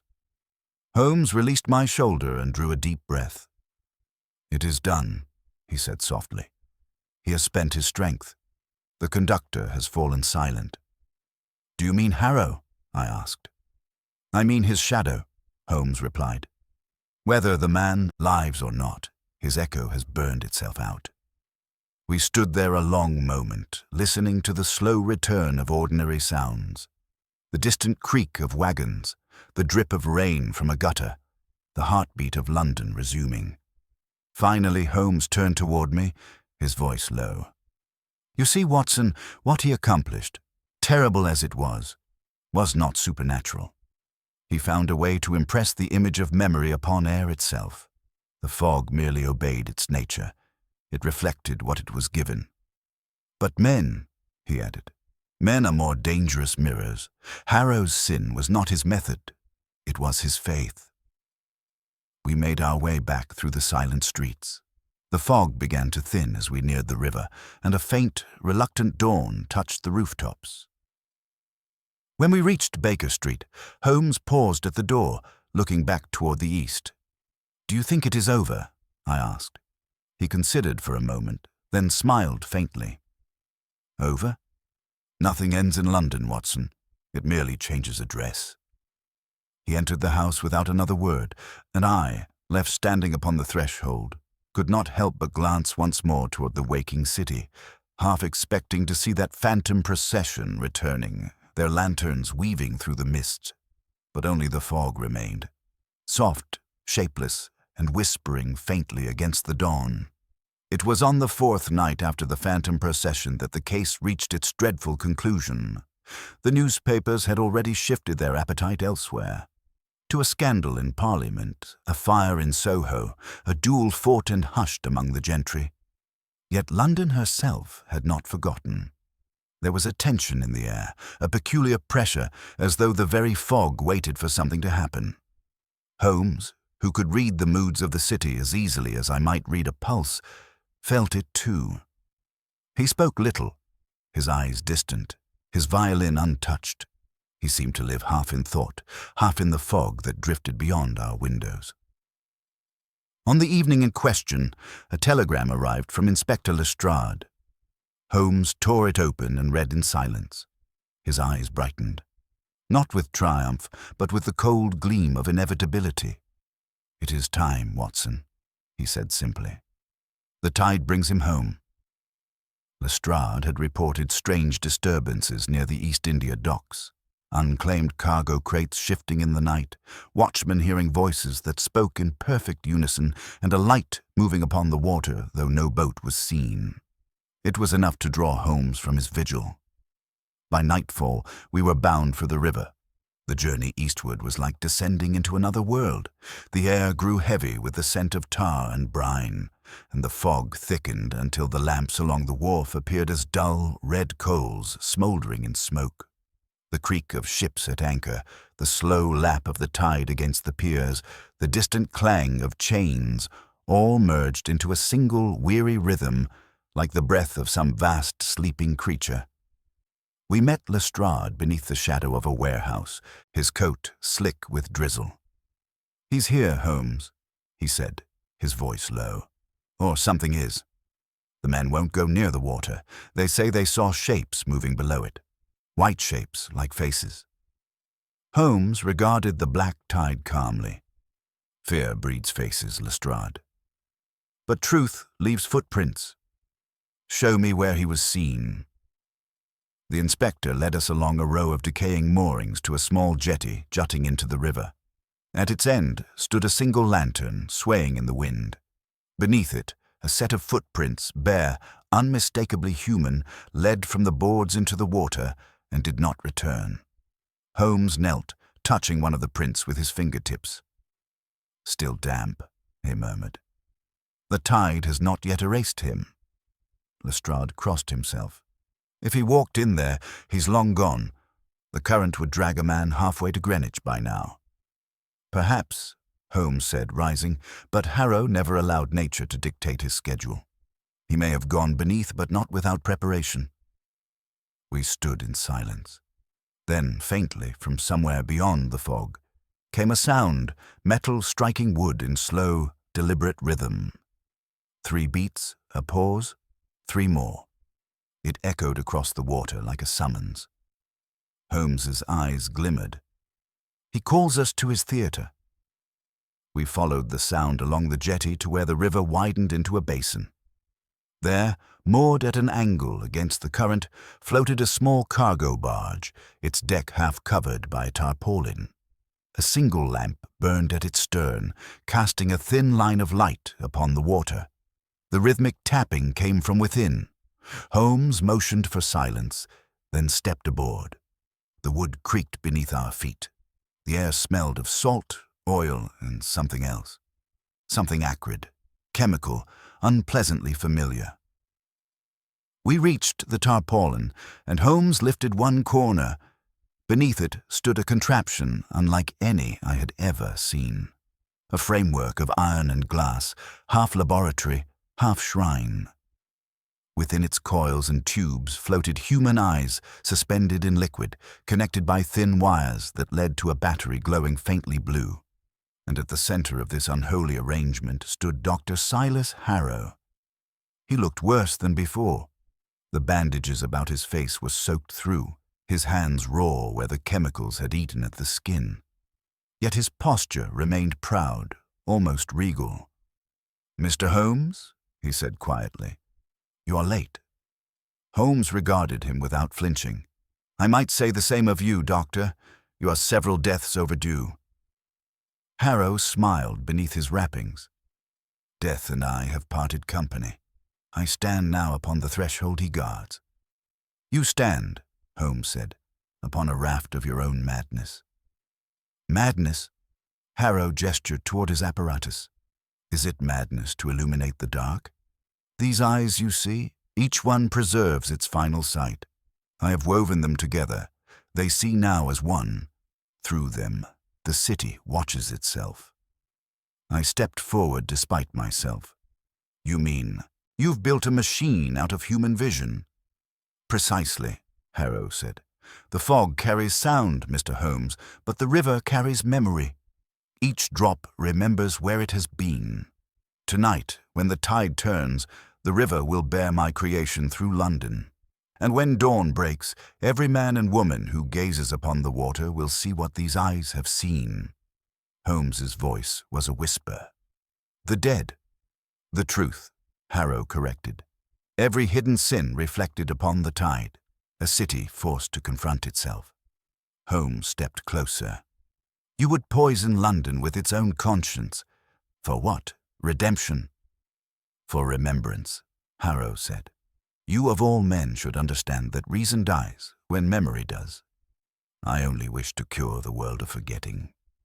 Holmes reached slowly into his coat and withdrew a small revolver, the only time I ever saw him do so without hesitation. "You cannot cure humanity by dissecting it, Doctor. End this, or I shall end it for you." Harrow spread his hands. "You cannot stop what has already begun." The barge shuddered. Beneath our feet, the river surged. The machine began to hum, the wires glowing brighter, the liquid within the jars vibrating like struck glass. A low moan filled the air, not from Harrow, but from the machine itself, as though the trapped eyes had found a voice. Holmes darted forward, wrenching one of the cables free. Sparks flew, the glow dimmed. Harrow lunged, striking out blindly with his scalpel. I caught his arm, and the blade tore through my sleeve, grazing the skin. Holmes seized the remaining wires and ripped them from their sockets. The machine convulsed, emitting a high, shrill whine. The jars shattered, spraying us with chemical rain. A blinding flash followed. For an instant, I saw everything, the river, the fog, the city beyond, all illuminated in a ghostly white light. And in that light, I saw faces, hundreds of them, rising from the water, pale and watchful. Then the light collapsed into darkness. When I opened my eyes, the barge was half sunk. The machinery lay in ruins. Harrow himself had fallen to his knees, the bandages torn away. His eyes, or what remained of them, were black, empty sockets, glistening with the reflection of the river. Holmes stood over him, breathing hard. "It is finished," he said. Harrow lifted his head weakly. "You think so?" he whispered. "But memory has no grave." Then he toppled forward, sliding into the water. The current took him without a sound. Holmes watched until the last ripple faded. "He was right about one thing," he said quietly. "There is no grave deep enough for what we remember." We signaled for Lestrade and the constables waiting upon the wharf. Together, we pulled the wreck to shore, though nothing remained of Harrow save a single glass lens floating in the shallows.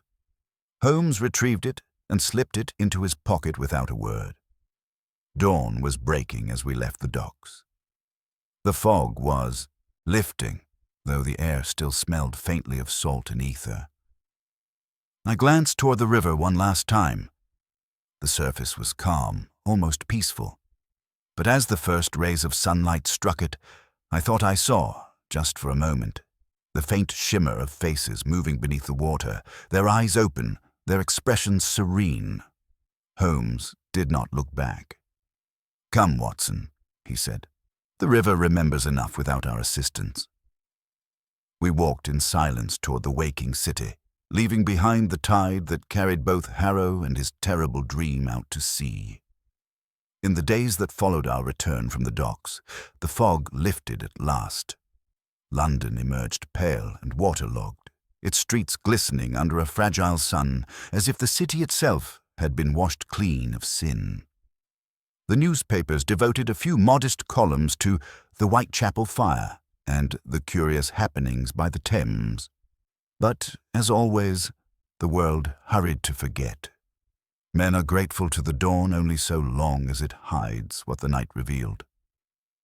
Holmes made no effort to correct their misunderstandings. He neither sought the limelight nor denied it. The lens he had retrieved from the river he placed upon the mantel in our sitting room, between the Persian slipper and his violin.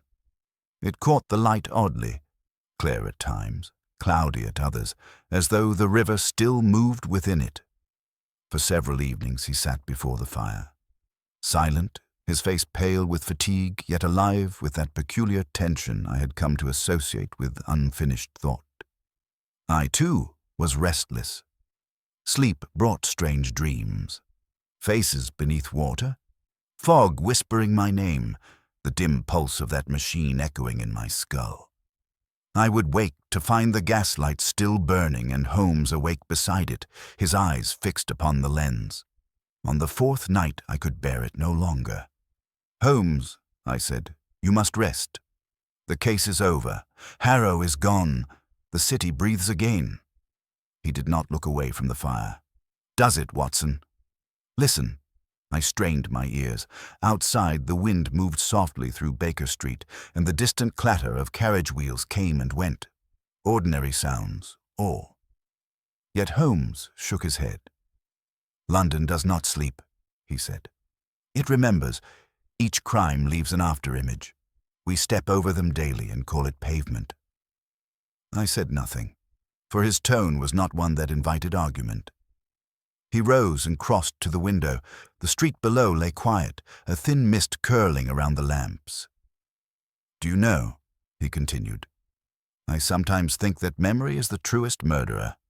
It never leaves a body to bury, yet it kills as surely as any blade."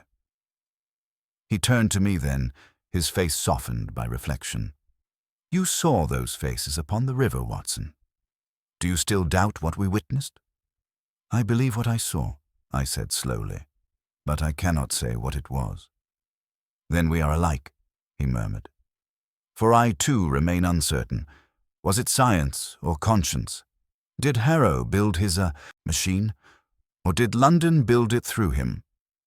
He picked up the lens from the mantel and held it to the firelight. "Observe." Within the glass, faintly, as though reflected from some unfathomable depth, there appeared a flicker, a suggestion of a human eye, no more than a shadow. It moved, almost imperceptibly, following the flame. Then it vanished. Holmes replaced the lens gently and smiled without humor. A trick of refraction, no doubt. And yet, he let the thought die unfinished. I poured him a measure of brandy, which he accepted absently. "You've done all that could be done," I said. "You've saved the city from a mind unhinged." "Perhaps," he replied. "But saving is a temporary act, Watson. Evil, like fog, always finds its way home." He drank, then leaned back, the firelight dancing across his features. "Lestrade will write his report. The Yard will close its file. And still, somewhere beneath these stones, Harrow's philosophy will lie in wait. Others will find it. They always do." A silence fell between us. The clock ticked, the coals settled, and the ordinary hum of the city resumed beyond the window. For a moment I thought Holmes had drifted into sleep, but his eyes remained open, bright and far away. "You know," he said suddenly, "there is a curious peace in certain kinds of horror. It sharpens the edges of existence. After a night such as ours, the day feels almost too simple to endure." He smiled faintly, then gestured toward the hearth. "Stoke the fire, Watson. Let us keep the darkness where it belongs, behind glass." I did as he asked. The flames rose, and the lens upon the mantel flared briefly, catching the light like a living thing. For the briefest instant, I fancied I heard again that faint whisper, "We remember." I turned sharply, but Holmes was already settling into his chair, his eyes half closed, his mind somewhere far beyond Baker Street. I took up my pen that night to record the case, though even now I struggle to name it properly. Was it a matter of murder, of madness, or of metaphysics? Perhaps it was all three. The human mind, I've learned, is the most delicate instrument of all, and the easiest to unstring. As I wrote, the street outside grew quiet once more. The fog had begun to return, drifting slowly through the lamplight like a memory revisiting its haunts. The city slept, but not soundly. London never does. Holmes stirred in his chair. "Watson," he murmured without opening his eyes, "if the fog whispers again, do not listen too closely. Some truths are better left unremembered." I promised him I would not. Yet even now, years later, when the mist gathers thick along the river and the lamps burn low, I sometimes fancy I hear those same words threading through the silence, soft, measured, and eternal. We remember, and though I tell myself it is only the wind, I cannot quite believe it.